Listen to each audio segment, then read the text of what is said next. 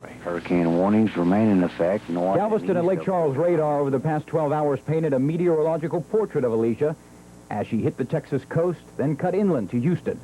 She hit Galveston with winds over 100 miles an hour. As she churned up the coast, she spawned tornadoes, ripped apart buildings, and left over 250,000 people without electric power. In Houston, Alicia's winds killed at least 2 people, one of them an elderly woman who was asleep when an uprooted tree fell on her house, crushing her to death. Her heavy rains flooded dozens of low-lying communities. Red Cross officials estimated 42,000 people fled their homes in the 14-county area around Houston.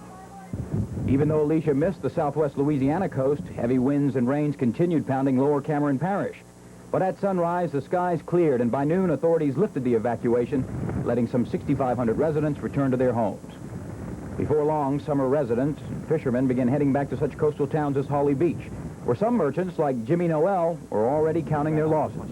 As Noel said, Alicia came at the wrong time. It hurt the business bad because they evacuated everybody, and which we had a lot of people over here, and people gone, they get scared. And there were plenty of vacancies at the Holly Beach Motel, whose owner was offering special... ...into a very dangerous storm with winds of up to 110 miles per hour. As the backside of Alicia began to pound Galveston Island, it became apparent that the storm had done much more damage than had been anticipated. We could find no business along the Seawall Boulevard that had not been damaged by Alicia's pounding fury. The flagship hotel and the Galvez, which housed media crews, both sustained major damage. We spent our night huddled in the basement of the Galvez. Outside, we could hear Alicia's screaming winds blowing windows out of cars and houses and business places. While there was no loss of life or serious injury reported on Galveston Island, property damage is expected to be tremendous.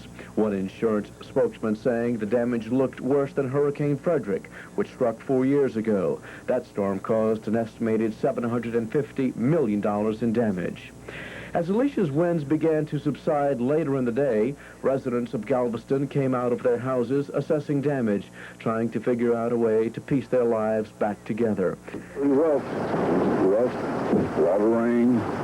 We expected it, though. And thank God everything come out all right, though, fortunately.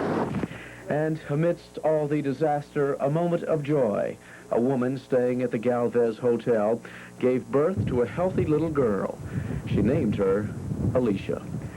I'm Vernon Roger with photographer Gray Hammett reporting from Galveston, Texas for NewsLine 9.